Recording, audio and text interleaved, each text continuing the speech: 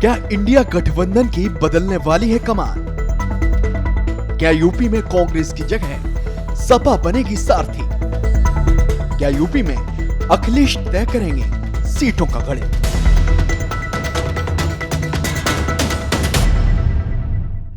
दोस्तों, 2024 चुनाव में बीजेपी को मात देने के लिए जिस इंडिया गठबंधन का ढोल पीटा जा रहा था, उसका घोड़ा गणित कुछ बदलता हुआ नजर आ रहा है। जी हां, सही सुन रहे हैं आप। यूपी के सियासी गलियारे में इसको लेकर चर्चाओं का बाजार गर्म है। अफवाहों के इस बाजार की हकीकत क्या है, आज हम आपको इस रिपोर्ट के जरिए बताएंगे। लेकिन दोस्तों, उससे पहले अगर आपने अभी तक हमारे चैनल को सब्सक्राइब नहीं किया है तो फौरन उसे सब्सक्राइब करें, जिससे कि यूपी की सियासत की हर छोटी बड़ी खबर आपको सबसे पहले सटीक जानकारी के साथ मिलती रहे। दोस्तों, जैसा कि आप जानते हैं कि मोदी नाम की सुनामी से विपक्ष की नींद उड़ी हुई है।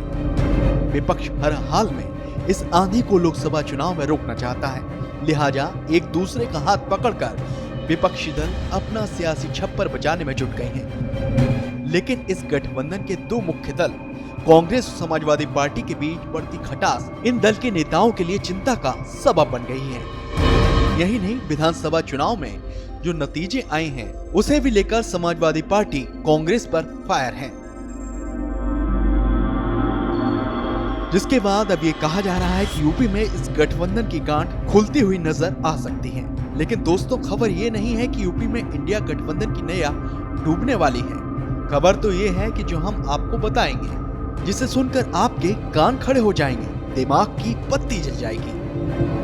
दरअसल ऐसी खबरें आ रही हैं कि यूपी की सियासत में मजबूत पकड़ होने के नाते अखिलेश यादव इंडिया गठबंधन की कमान अपने हाथ में ले सकते हैं, और उनके एक बयान ने इस चिंगारी को हवा दे दी है। दरअसल अखिलेश यादव ने साफ तौर पर संदेश दे दिया है कि अब इंडिया गठबंधन में पहले सीट बंटवारा होगा, इसके बाद आगे की बात होगी। उन्होंने ये भी कहा है कि इंडिया गठबंधन के पहले जो बात तय हुई थी कि जो जहां मजबूत होगा वो वहां नेतृत्व करेगा और दूसरी पार्टियां वहां उसका सहयोग करेंगी। इंडिया गठबंधन को इसी फॉर्मूले पर आगे बढ़ाना होगा। अखिलेश इंडिया गठबंधन से एग्जिट की बात नहीं कर रहे हैं, लेकिन साथ ही संकेत भी दे रहे हैं कि बात तो सिर्फ हमारी शर्तों पर ही होगी।